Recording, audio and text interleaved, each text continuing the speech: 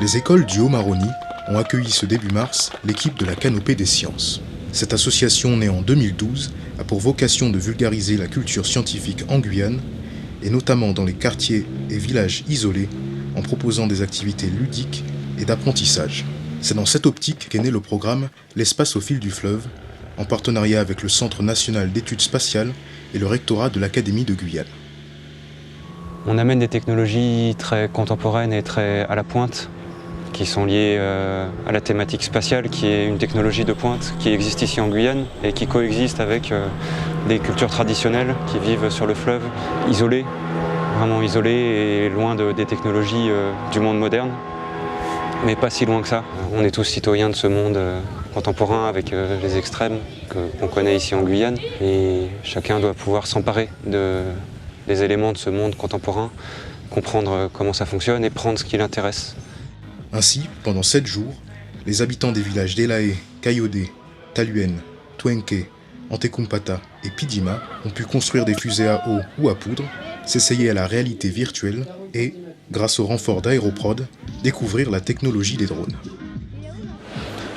C'est une bonne initiative parce que, surtout pour les enfants, parce que les enfants ils sont souvent ici au village, ils ont du mal à se projeter en dehors du village, donc le fait d'amener du matériel de haute technologie comme ça, c'est bien, ça leur permet de découvrir un petit peu les nouvelles technologies. Ce sont des choses qu'on ne trouve pas ici, donc les enfants, même les adultes, ils sont contents de découvrir autre chose.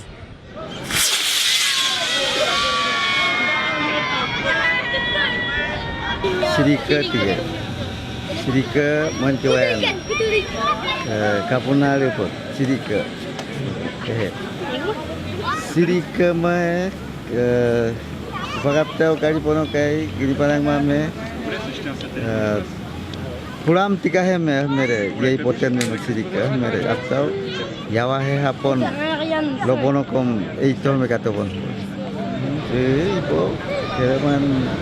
Karena umak takong, mere umak peta wakai to paita but nene mesikere maniko. Kong manhera ito.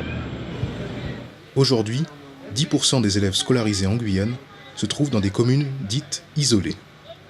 Des zones qui souffrent d'un enclavement prononcé au niveau de l'accès à la culture scientifique. Les gamins et les parents ne se projettent pas vers ces carrières, vers ces études, vers des choses qui ne sont pas habituelles dans leur environnement quotidien. Donc dès qu'on amène, je sais pas, des microscopes, bizarrement un gamin de 6 ans peut choper la passion. Notre but vraiment, c'est que cette opération qui parle du spatial amène l'idée que la culture scientifique c'est pour tout le monde, c'est pour leurs enfants. Que leurs enfants peuvent trouver là-dedans la motivation pour aller vers des destins qu'on n'attend pas en fait. Personne ne sait ce que vont devenir ces gamins. Si pour les enfants, le pari de proposer des activités divertissantes et éducatives est réussi, certains restent tout de même sceptiques quant au réel débouché de cette démarche. Le fait d'avoir découvert, par exemple, le casque, qu'est-ce que ça va permettre? Qu'est-ce que le gamin va se poser comme question? Est-ce qu'il va vouloir s'approprier? Est-ce qu'il va vouloir un casque comme celui-là? Est-ce qu'il a les moyens de s'offrir un casque comme celui-là? Donc, bénéfique, dans quel sens, je ne sais pas trop. Après, c'est vrai que ça peut faire rêver les enfants. Ça peut faire rêver les enfants, ça peut peut-être leur donner envie de travailler dans cette branche, mais comme je vous dis, les enfants ici, ils ont du mal à se projeter dans l'avenir et ils vivent dans le présent.